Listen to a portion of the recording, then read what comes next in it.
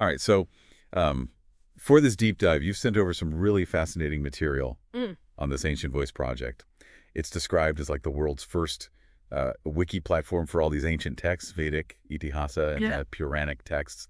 But honestly, the sheer scope of it is a little intimidating, Yeah. just at first glance.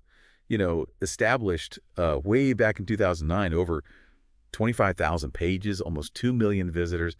Where do we even begin with all this? Well, I think what immediately grabs my attention is that it's not just the typical greatest hits you'd expect. Sure, you've got the Mahabharata Yeah. and the Ramayana, which are, of course, massive epics in themselves. But then there's also material on the Vedas, the Vishnu Purana, Yeah. even the Iliad and the Odyssey from the Greek tradition. That's a fascinating mix. I mean, it's one thing to have, say, a website dedicated to just Mahabharata, but bringing all of these different texts together in one place, it Yeah. makes you wonder, what's the connection, right? Exactly. It suggests a very deliberate choice to explore potential links between these seemingly different traditions. Maybe there are shared themes, common influences, even historical connections that we don't often consider. And it's not just like putting the texts side by side either.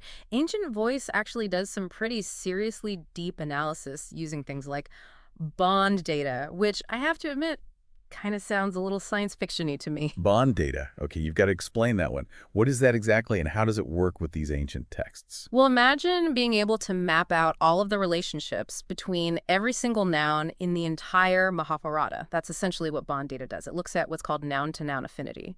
So basically, how often and in what context do different nouns appear together? So you could see, for instance, how the concept of dharma or duty is linked to specific characters or events, and how those connections evolve throughout the entire epic. Hold on. So they've actually done this for every single noun. How many were you even talking about here? Over 7,500.